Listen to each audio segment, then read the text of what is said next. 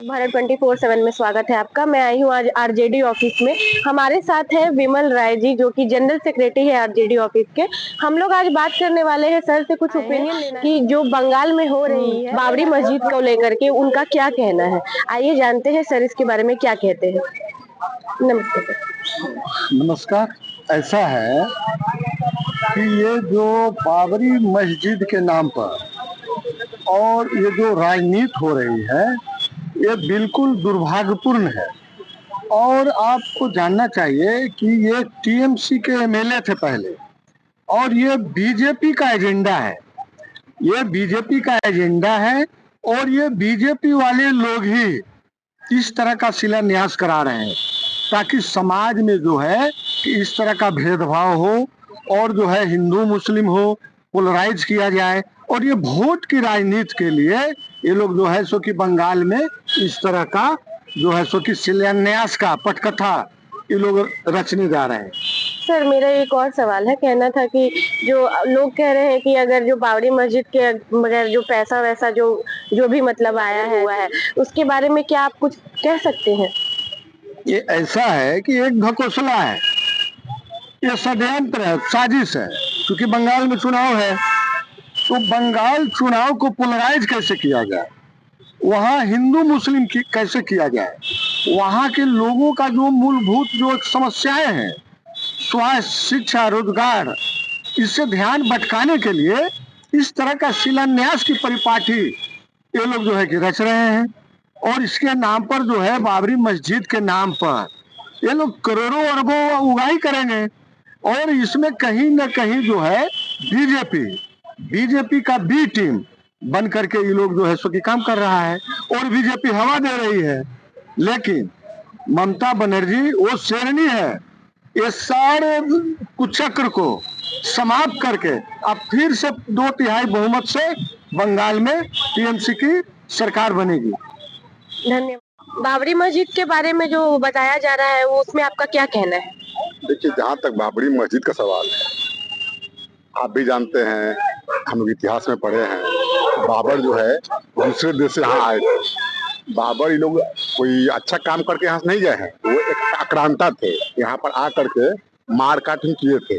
तो मैं यही, मेरा जहाँ तक अपनी समझ है, उनके नाम पर मस्जिद नहीं बनना चाहिए। यदि मस्जिद बनाना ही है तो अब्दुल कलाम जी के नाम पर बनाइए, और भी मुस्लिम में बहुत बड़े बड़े हामिद अंसारी जी है, उनके नाम पर बनाइए, मोइनुल हक जी है, उनके नाम पर बनाइए। मुस्लिम में ही बहुत बड़े नेता रह चुके हैं। सबसे बेस्ट है कि अब्दुल कलाम जी के नाम बना दिया जाए, क्योंकि वैज्ञानिक भी रह चुके हैं। लेकिन बाबर जो है एक आक्रांता था, उसने आया तो राम मंदिर को भी आपने पता है ध्वस्त किया।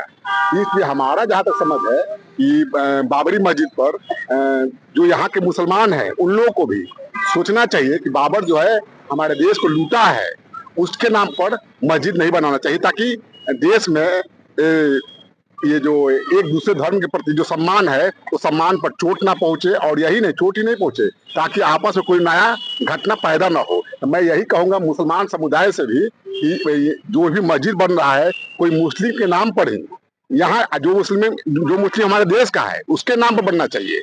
ये बाबर जो है, बाबर के नाम पर यदि आप मस्जिद बनवा रहे हैं, इसका मतलब है वह मुस्लिम जो है हमारे देश का द्रोही है जी। इसके बारे में लेकिन सर अपोजिट पार्टी ने तो इसके बारे में उल्टा कहा है कि बीजेपी की बी टीम ने ही सारा कुछ किया है। आपका इस पे क्या कहना है? अपोजिट पार्टी से आप क्या उम्मीद रखिएगा? अपोजिट पार्टी आपके बारे में अच्छा सोचेगा? यदि अपोजिट पार्टी आपके बारे में, यदि सरकार के बारे में प्रशंसा करने लगे तो अपोजिट पार्टी की राजनीति ही खत्म हो जाएगी। ये आपको ही मालूम है। आपको क्या लगता है, नीतीश कुमार जी जिस प्रकार से पिछले गत 20 साल से जिस प्रकार से हमारे राज्य के लिए काम कर रहे हैं और कहां से कहां उठा के ले आए हैं, उसके बाद भी आप विपक्षी पार्टी से पूछिए ना, कोई प्रशंसा कर रहा है? बिहार में क्या स्थिति थी? आप मैडम, आपको नहीं याद है, हम लोग 2005 से पहले जब पटना आते थे ना, तो आप आज पत्रकारिता जो कर रही है ना, वही नीतीश कुमार का ही देन है। नहीं तब पत्रकारिता करने लायक नहीं रहती। ये स्थिति ये थी कि दिन में लोग जो है ना घर से बाहर नहीं निकलते थे, और शाम के 5 बजे के बाद लड़की तो छोड़िए, अच्छे अच्छे पैसा वाले लोग, अच्छे अच्छे लोग अपने बाल बच्चा को घर से बाहर नहीं भेजते थे। यही नहीं, यदि कोई अच्छा नीमन कपड़ा पहन लिया है तो उसको भी लोग देखता था कि इसके पास खूब मलबे पैसा है, उसका अपहरण हो जाता था। बात समझ आ रहा है मैम? लड़की तो दिन में घर से बाहर नहीं निकलती थी।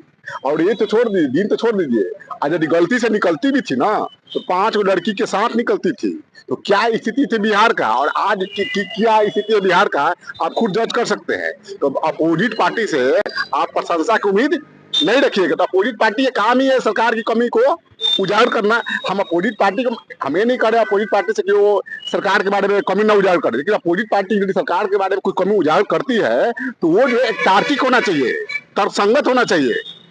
इसी तरह नहीं कि किसी के बारे में कुछ बोल देना, ये अपोजिट पार्टी की हल्कापन ये दर्शाता है। धन्यवाद सर। जैसा कि आप लोग देख सकते हैं कि किसी का कुछ ना कुछ है, किसी का कहना कुछ है, लोगों के अलग अलग राय है। आपकी क्या राय है आप कमेंट में हमें जरूर बताएं और हमारे चैनल को लाइक सब्सक्राइब जरूर करें। धन्यवाद।